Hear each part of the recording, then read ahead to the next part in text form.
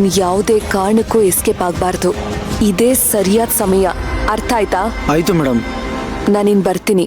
ಸರಿ ಮೇಡಮ್. ಹುಷಾರು. Okay madam. ಮೈ ಮರಿಬೇಡಿ. ಸರಿ.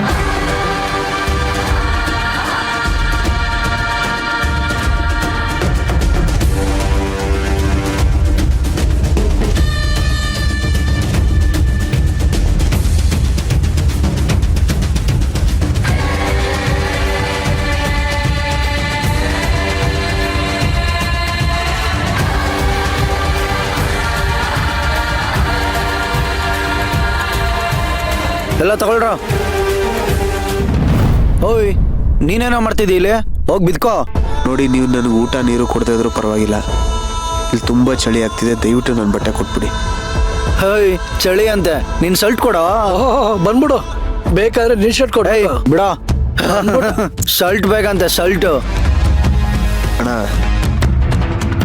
ನೀವೆಲ್ಲ ಏನಕ್ಕೆ ನನ್ನನ್ನು ಕೂಡಾಕಿದ್ದೀರಾ? ನೀವೆಲ್ಲ ಯಾರು? ನನ್ನ ಮೇಲೆ ನಿಮಗೆ ಏನಕ್ಕೆ ಇಷ್ಟು ದ್ವೇಷ? ಯಾಕೆ ನನ್ನ ಹಿಂಗೆ ಕೂಡಾಕಿದ್ದೀರಾ? ನನ್ನಿಂದ ಏನಾಗಬೇಕಾಗಿದೆ ನಿಮಗೆ, ಅದನ್ನಾದರೂ ಹೇಳಿ. ಇವನಿಂದ ನಮ್ಗೇನಾಗಬೇಕು?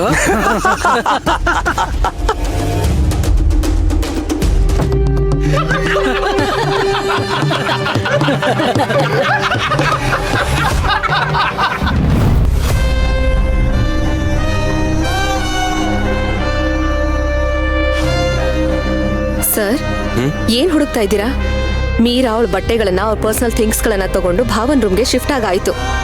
ಹೌದಾ? ಯಾವಾಗ? ಇವತ್ ಬೆಳಗ್ಗೆ. ಅಯ್ಯೋ, ಅದೊಂದು ದೊಡ್ಡ ಕಥೆ. ನಿಧಾನವಾಗಿ ನಿಮ್ಗೆ ಆಮೇಲೆ ಹೇಳ್ತೀನಿ. ಸರಿ, ನೀನ್ ಬಾ ನನ್ ಜೊತೆ. ಎಲ್ಲಿಗೆ? ಬಾ, ಹೇಳ್ತೀನಿ. ಬಾ. ಅಯ್ಯೋ ಸರ್, ಇಲ್ಲಿಗೆ ಯಾಕೆ ಕರ್ಕೊಂಡ್ ಬಂದ್ರಿ?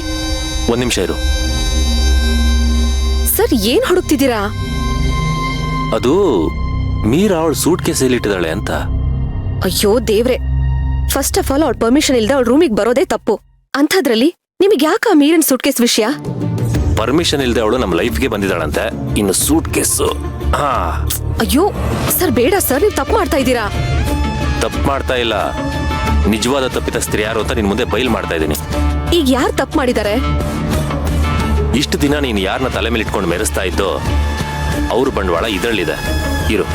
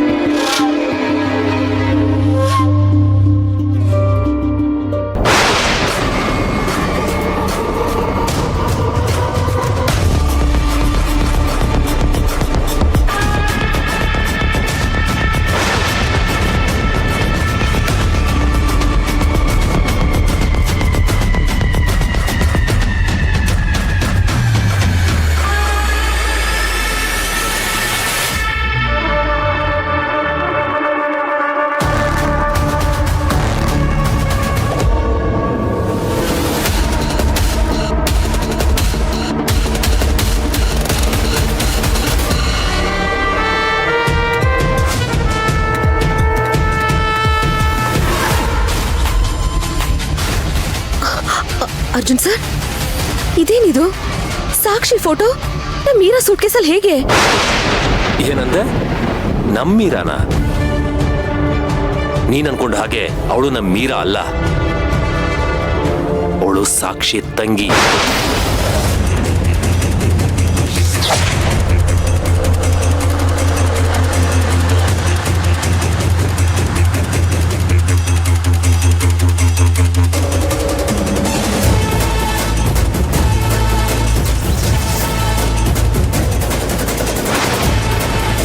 ನಾನು ನೀನು ಜೈಲು ಕಳಿಸಿದ್ವಲ್ಲ, ಆ ಸಮಾಜ ದ್ರೋಹಿ ಸಾಕ್ಷಿ, ಅವಳ ಒಡ ಹುಟ್ಟಿದ ತಂಗಿ ಈ ಮೀರಾ.